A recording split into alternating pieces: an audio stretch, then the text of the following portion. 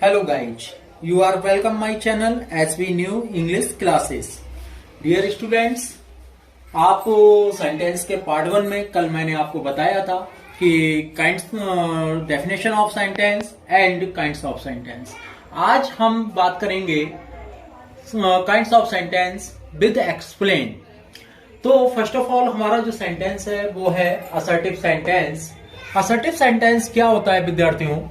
ऐसे वाक्य जिनमें तथ्यों यानी कि फैक्ट्स अथवा घटनाओं इवेंट्स का वर्णन किया गया हो असर्टिव सेंटेंस कहलाते हैं। ऐसे वाक्य जिनमें तथ्यों अथवा घटनाओं का वर्णन किया गया हो असर्टिव सेंटेंस कहलाते हैं।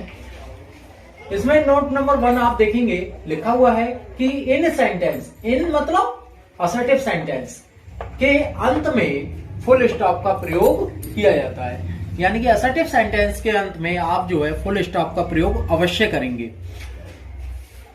असर्टिव सेंटेंस नंबर 2 जो नोट है आपका, उसमें assertive sentence are 2 types. Assertive sentence are 2 types, यानी कि असर्टिव सेंटेंस 2 प्रकार के होते हैं। नंबर 1 है आपका अफर्मेटिव सेंटेंस, हिंदी में इसे हम सकारात्मक वाक्य कहते हैं।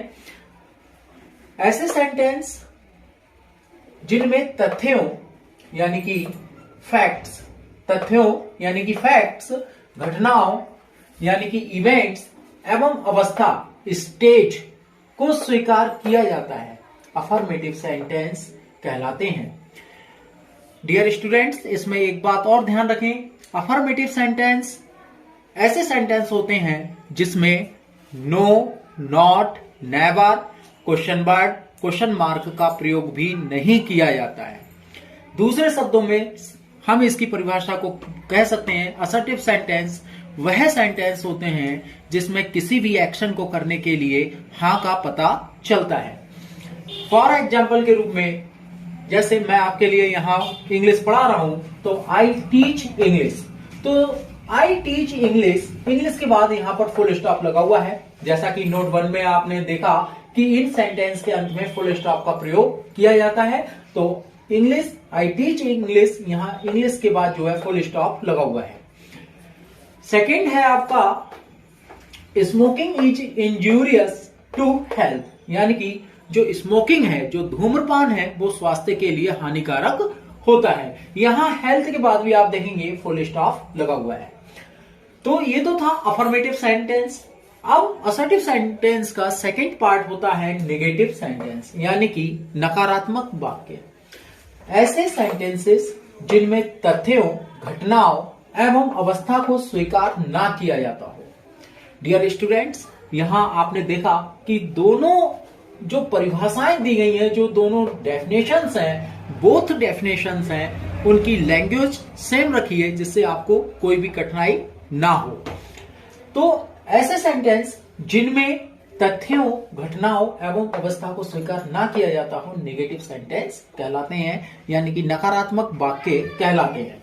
जैसे कि एग्जांपल नंबर 1 में दिखाया गया है कि that is not an elephant. That वह, इज माने है, नॉट माने नहीं, अन एलिफेंट एक हाथी, वह एक हाथी नहीं है। अब आप देखेंगे डियर स्टूडेंट्स कि इसमें जो है आपने नॉट का यूज किया है।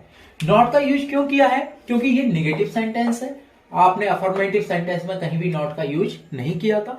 नेगेटिव सेंटेंस में क्या होता है, इसमें नो, नॉट, नेवर का यूज किया जाता है। तो that is not an elephant, यानी कि वह एक हाथी नहीं है। She is not going to Delhi, वह दिल्ली नहीं जा रही है। आप देखेंगे कि यहां पर भी नॉट का यूज किया गया है क्योंकि यह एक नेगेटिव सेंटेंस है।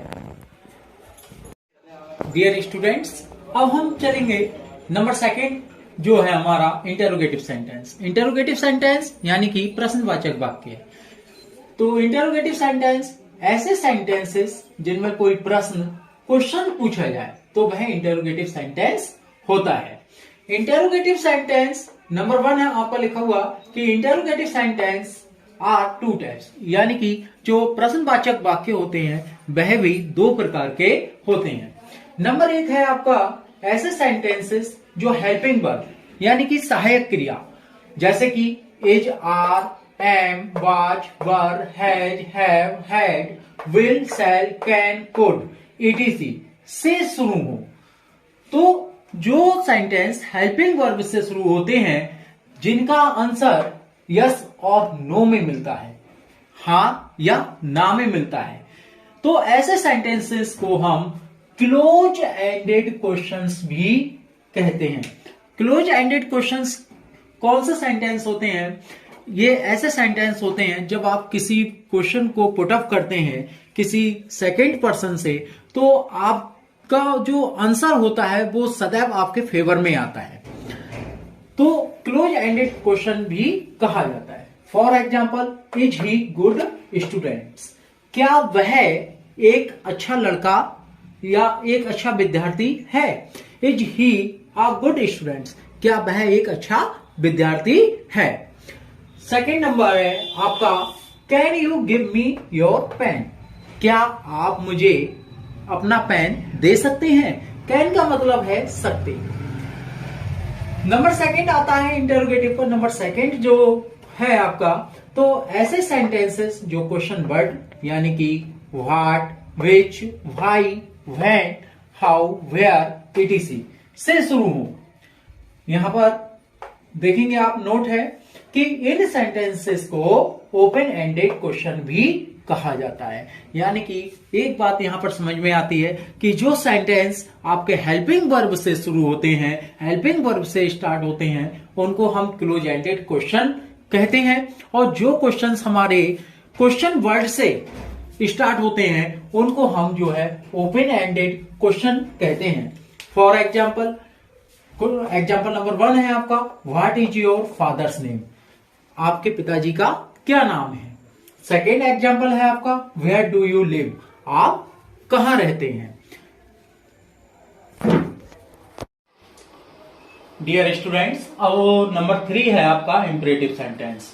इंपरेटिव सेंटेंस आपके आज्ञावाचक वाक्य, तो ऐसे वाक्य जिनसे प्रार्थना, रिक्वेस्ट, आदेश, ऑर्डर, सुझाव, सजेशन, आज्ञा, परमिशन आदि प्रकट होते हैं, इंपरेटिव सेंटेंस कहलाते हैं। कुछ लोग आज्ञा को ऑर्डर लिख देते हैं, जबकि आज्ञा ऑर्डर नहीं परमिशन होती है। तो ध्यान रखिएगा। एग्जाम्पल नंबर 1 है आपका, please give me your book, please कृपया, गिव माने दीजिए, मी माने मुझको, योर बुक अपनी किताब। यानी कि इसमें आप देखेंगे कि इसमें एक व्यक्ति जो है किसी सेकेंड पर्सन से, फर्स्ट पर्सन जो है किसी सेकेंड पर्सन से, एक व्यक्ति जो है किसी दूसरे व्यक्ति से प्रार्थना कर रहा है कि कृपया आप मुझे अपनी किताब दीजिए। नंबर सेकंड है, do not plug the flower, यानी कि यहां पर ऑर्डर दिया जा रहा है कि फूलों को मत तोड़िए। तो ये थे आपके इंपरेटिव सेंटेंस के एग्जाम्पल। आगे हम देखेंगे नंबर 4 है आपका एक्सक्लेमेटरी सेंटेंस। एक्सक्लेमेटरी सेंटेंस जिसको हिंदी में विस्मय आदि बोधक वाक्य कहते हैं। तो ऐसे वाक्य जिनसे आश्चर्य, आनंद, क्रोध, दुख आदि जैसी हृदय की तीव्र भावनाएं प्रकट हों, यानी कि जैसे ही आप किसी भी बात को सुने और आपके मन में आपके फील, मतलब आपको जो अचानक से फील हो, तो वो बात या वह सेंटेंस आपका जो है एक्सक्लेमेटरी सेंटेंस कहलाता है। नंबर 1 नोट में आपका है, नंबर 1 कि इन वाक्यों में सब्जेक्ट एवं वर्ब का आपस में कोई भी संबंध नहीं होता है। सब्जेक्ट यानी कि कर्ता और वर्ब यानी कि क्रिया, तो यहां पर सब्जेक्ट और वर्ब का आपस में कोई भी संबंध नहीं होता है। नंबर 2 है आपका, इनके अंत में एक्सक्लेमेशन मार्क का प्रयोग होता है। जैसे कि आपको एग्जांपल नंबर 1 में दिखाया गया है कि how pleasant the rain is, यानी कि वर्षा कितनी सुखद है। तो how pleasant the rain is, यहां पर आप देखेंगे कि जो एक्सक्लेमेशन साइन है वो आपका यहां पर लगा हुआ है, यानी कि सेंटेंस के लास्ट में, वाक्य के अंत में। तो आप देखेंगे कि वर्षा कितनी सुखद है। ऐसे ही हिंदी में आपका लगा हुआ है तो वो बिल्कुल बाद में लगा हुआ है।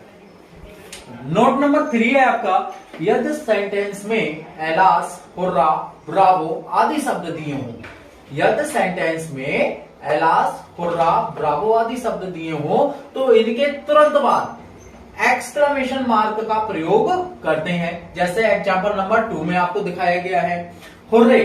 तो यहां आप देखेंगे कि हुर्रा के बिल्कुल तुरंत बाद आपको एक्सक्लेमेशन साइन दिख रहा है। तो हुर्रे के तुरंत बाद आप जो है किसका प्रयोग कर रहे हैं, एक्सक्लेमेशन मार्क का प्रयोग कर रहे हैं। तो जब आपको सेंटेंस में एलास, हुर्रे, ब्रावो आदि दिया हो तब हम एक्सक्लेमेशन साइन का प्रयोग तुरंत इन वर्ड्स के बाद करते हैं। और यदि ये वर्ड्स सेंटेंस में नहीं हो और वो सेंटेंस विस्मय आदि बोधक हो तब हम उसके बिल्कुल लास्ट में एक्सक्लेमेशन साइन का प्रयोग करते हैं। तो hurray, we have won the match. वाह, हुर्रे का मतलब होता है वाह, यानी कि खुशी से चिल्लाना। तो वाह, हमने मैच जीत लिया। तो ये थे नंबर 4 आपके एक्सक्लेमेटरी सेंटेंस। तक लास्ट है आपका डियर स्टूडेंट्स। अब आप देखेंगे नंबर 5 है आपका ऑप्टेटिव सेंटेंस, जिसको हम इच्छावाचक वाक्य के नाम से जानते हैं। परिभाषा क्या है इसकी, तो आप देखें कि जिस वाक्य से कोई आशीर्वाद यानी कि आपको ब्लेसिंग, ब्लेस, अभिशाप यानी कि कर्स या इच्छा यानी कि डिजायर व्यक्त होती है तो वहां आपका ऑप्टेटिव सेंटेंस होता है। नोट में देखिए आप लिखा हुआ है कि अधिकतर इन वाक्यों के प्रारंभ में हेल्पिंग वर्ब यानी कि सहायक क्रिया के रूप में लिखा होता है। सहायक क्रिया के रूप में लिखा होता है। अब आप देखेंगे एग्जाम्पल है जैसे आपका मे यू लिव लॉन्ग। यहां पर आप देखेंगे कि यू से पहले आपका मे जो है वो हेल्पिंग वर्ब का कार्य कर रहा है। तो मे यू लिव लॉन्ग, बाद में आप देखेंगे कि लॉन्ग के बाद में एक्सक्लेमेशन मार्क लगा हुआ है और इसका हिंदी में जो अर्थ होगा कि ईश्वर आपको दीर्घायु प्रदान करे। जैसे आप किसी के चरण स्पर्श करते हैं, पैर छूते हैं, तो उसकी वो अपनी इच्छा के अनुसार आपसे कहता है कि मे यू लिव लॉन्ग, यानी कि मेरी इच्छा है कि आप दीर्घायु को प्राप्त हो, मेरी इच्छा है कि ईश्वर आपको दीर्घायु प्रदान करें। तो आपने देखा कि काइंड्स ऑफ सेंटेंस आपने देखे कि 5 टाइप्स के होते थे, जिनको आपने यहाँ पर पूर्ण रूप से समझा है। आपको वीडियो बहुत अच्छी लगी होगी ये मैं आशा करता हूं, और आप इस चैनल को लाइक करें, शेयर करें, सब्सक्राइब करें और बेल आइकन का बटन दबाना ना भूलें, जिससे इन फ्यूचर की वीडियोज भी आपको सरलतापूर्वक प्राप्त हो सकें। Thanks for this watching.